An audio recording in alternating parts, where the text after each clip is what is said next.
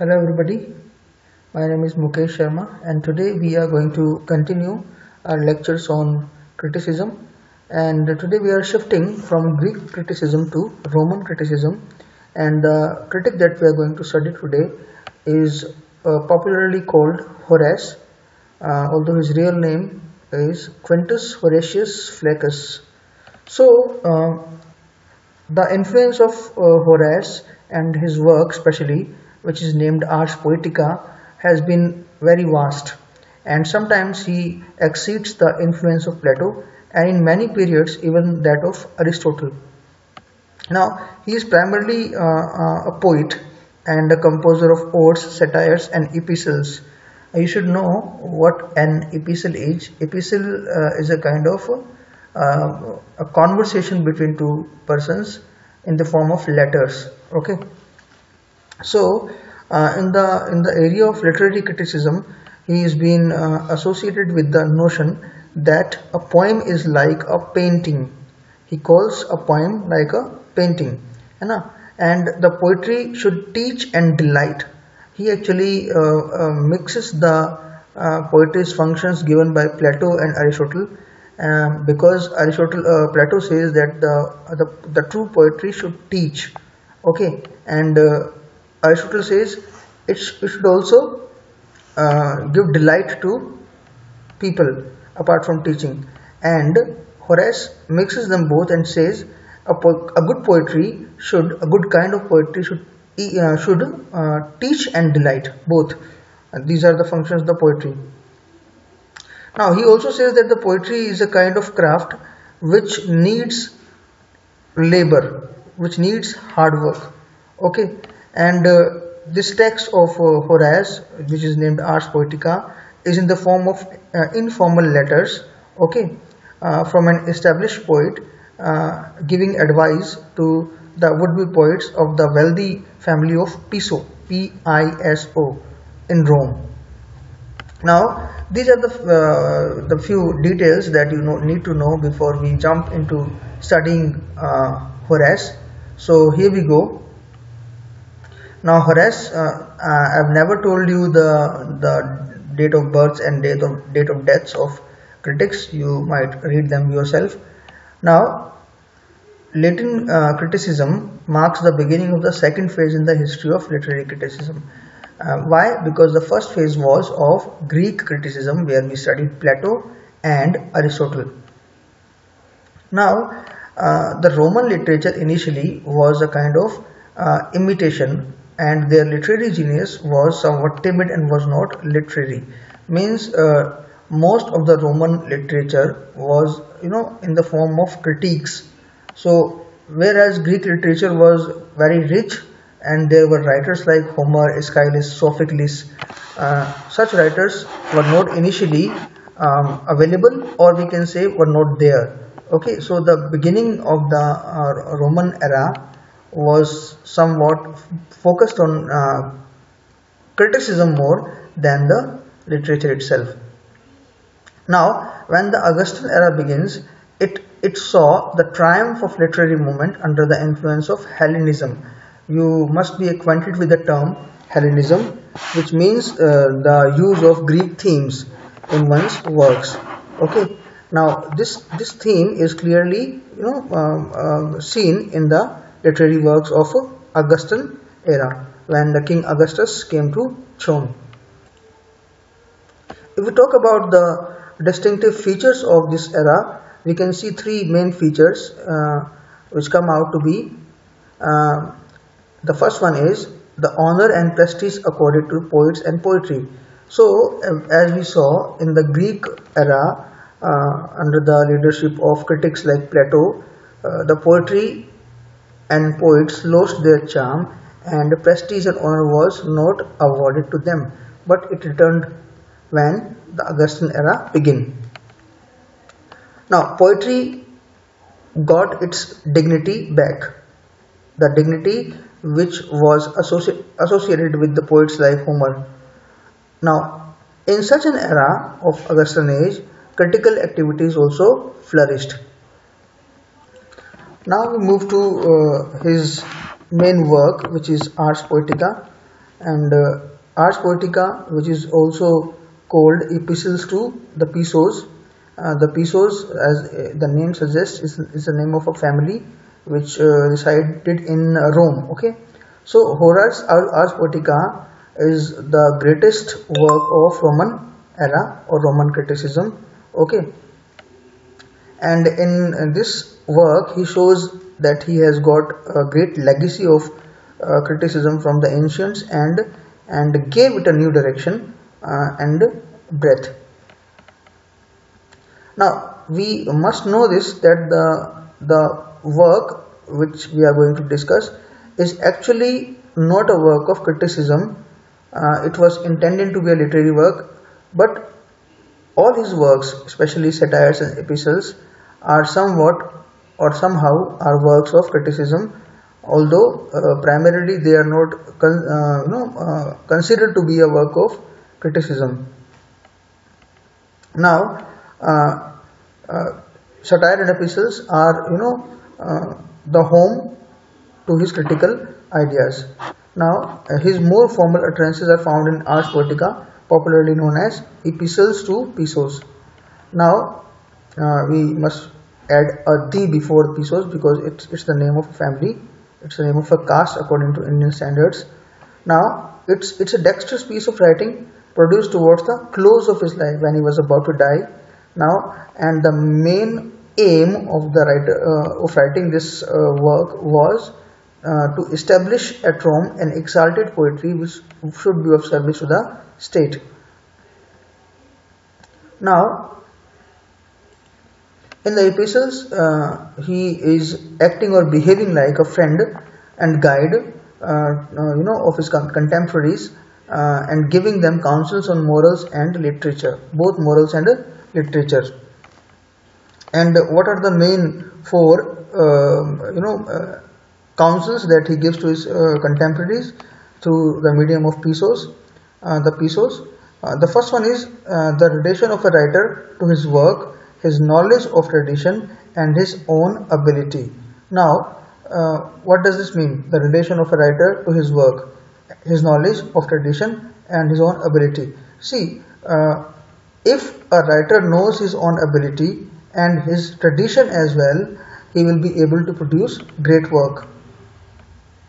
Second one is the moral and social functions of poetry, such as establishing a repository of conventional wisdom, providing moral examples through characterization, and promoting civic virtue and sensibility, as well as affording pleasure. Now see, in the second point that I have mentioned here, he focuses on both a moral function and affording pleasure. According to him, a great work or a good work should do these things, these two things.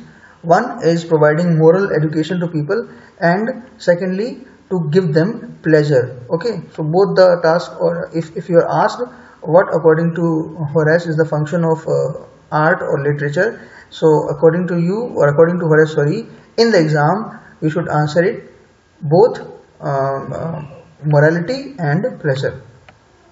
Third one is the contribution of an audience to the composition of poetry. Now, this third point is very important and relevant as far as the modern approaches to literary criticism or theory are concerned, because like reader's response theory, he believes that the audience or the readers also have a role to play in determining the meaning of the text.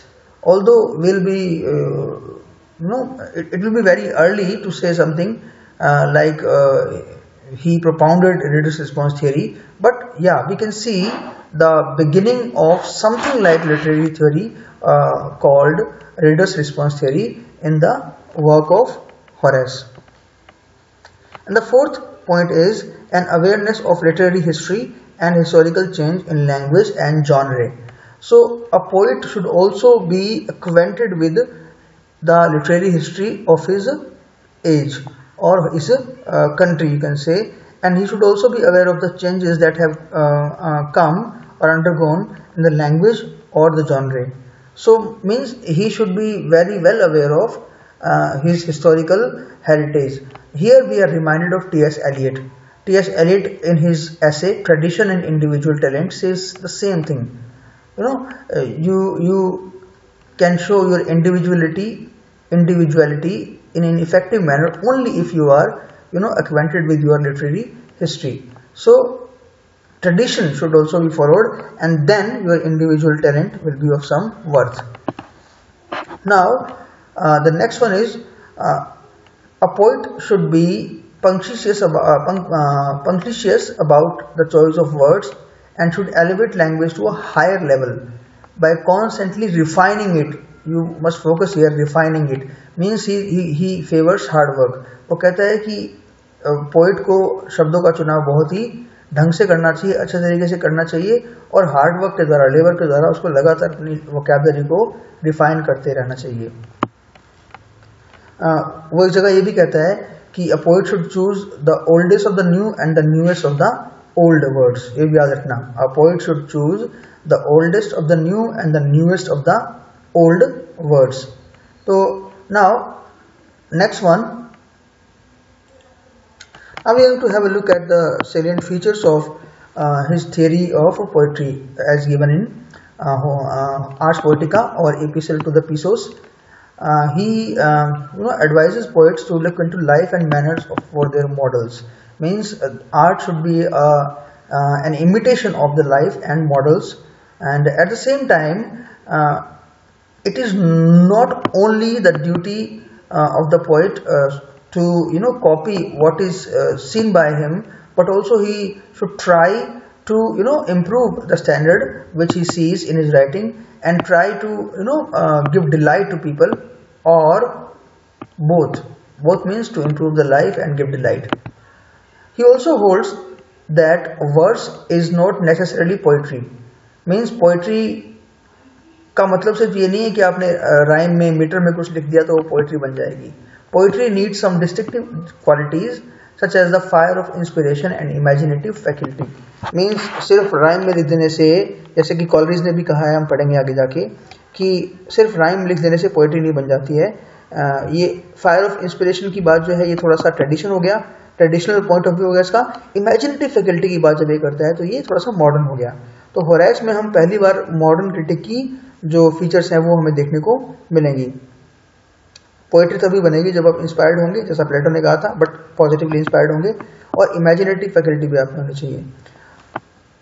The most important thing जो प्लेटो में और Aristotle में नहीं मिली हमें, कि ये poetic Dickson पे और पोएटिक स्टाइल पे बहुत ज्यादा फोकस करता है। He says that standard rhetorical principle of decorum calls for a proper relationship between form and content, expression and thought, style and subject matter, diction and character. Means all these things should be related to each other. इनका meaning क्या है इनका, कि जब वो कहता है कि फॉर्म और कंटेंट में रिलेशन होना चाहिए, मतलब आप जो कंटेंट दे रहे हो उसकी फॉर्म उसके लिए अप्रोप्रिएट होनी चाहिए, है ना। आप एक एपिक लिख रहे हो, उसमें आप भद्दे मजाक कर रहे हो, तो फॉर्म और कंटेंट का जो रिलेशन है वो अच्छा नहीं होगा। एक्सप्रेशन एंड थॉट, वही बात है, आपके थॉट्स अगर ग्रैंडर वाले हैं और आप उनको बहुत ही चीप तरीके से एक्सप्रेस कर रहे हो तो वो भी मजा नहीं आएगा।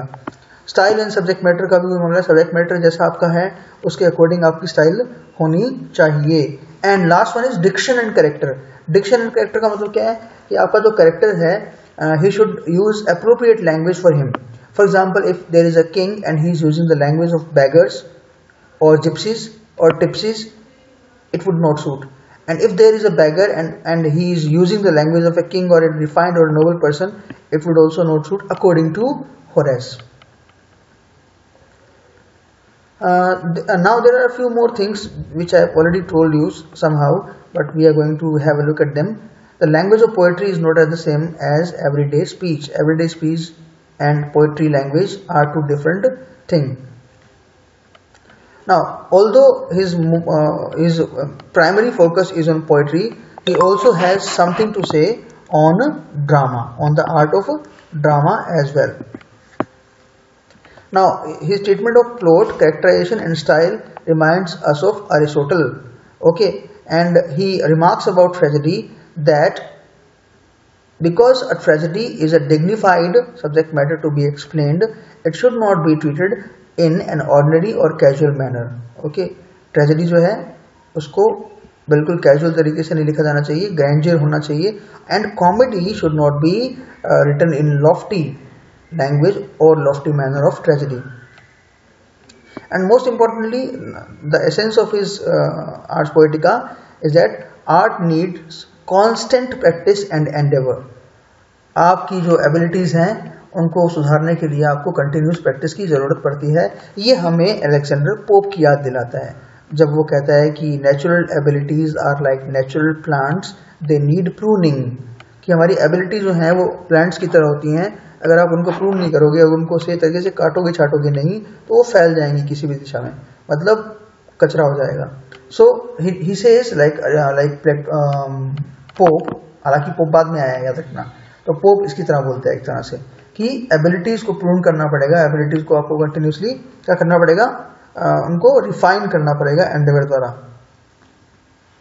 Now he also demands high degree of realism.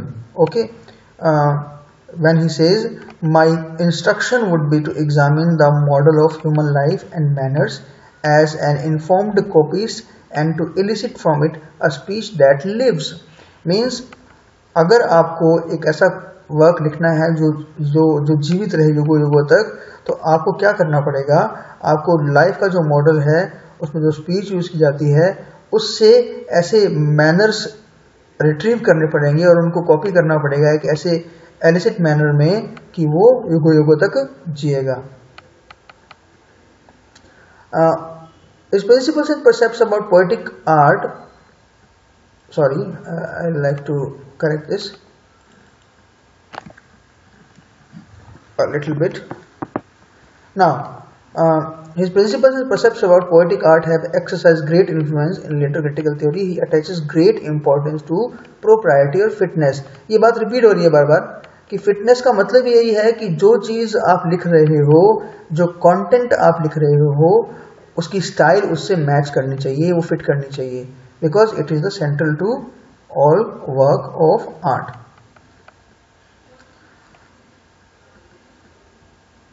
Now, if we have a bird's eye view on the plan content of Ars Poetica, now he first of all places importance of unity. Unity is very fundamental to a work of art. Okay. Now, although poets and painters both have been given the freedom of imagination, they should not join up the sublime and the ridiculous together. ये बात आप पढ़ चुके हो कि दो ऐसी चीजें जो मैच नहीं करती हों उनको आपस में मिलाना नहीं चाहिए. Sublime means something great, ridiculous means something funny. Okay. He also says कि आप जो भी कुछ डिजाइन कर रहे हैं, okay, उसमें simplicity और unity होनी चाहिए. Choice of words should be there. A poet should be very careful about the words that he is choosing. And I told you one line from Horace, Ars Poetica. A poet should choose oldest of the new and the newest of the old words because they contribute to the charm of poetry. If you are going to use the obsolete and archaic word, people won't be able to understand them. And if you are going to use the newest word only, then also people would not be able to understand them. So newest of the oldest and oldest of the newest words should be chosen by a poet. Now, as far as characters are concerned, he says that poet should either follow established tradition or make his invention consistent. या तो उसको tradition चली आ रही है वैसे character चुनने चाहिए, या फिर अगर वो कुछ इन्वेंट करता है नया कैरेक्टर तो वो कंसिस्टेंट होना चाहिए, है ना, उसमें जो है वो फ्लॉ या वो फॉल्ट नहीं दिखना चाहिए जिससे लोगों को लगे कि ये कैरेक्टर बिलीवेबल नहीं है. And he further says the good writing the prime essential is wisdom. Means if you are wise, if a poet is wise, everything else is secondary. Okay, the poet who is wise will manage everything properly. The aim of the poet is either to be beneficial or to delight. This is the last line that we are going to read today, which summarizes his idea on the art of poetry, that art should either be beneficial to the society, means he is talking about the morality, and it should delight people. He is now talking about the pleasure that poetry gives to the people. So this was Horace, and I'm going to ask you a lot of questions on Horace very soon. Thank you very much, and please subscribe to my channel if you haven't yet. Okay, still 70%, although till yesterday it was 80%, now it is 70%. 70% of my videos are seen by those who are not subscribed to my channel. Thank you very much.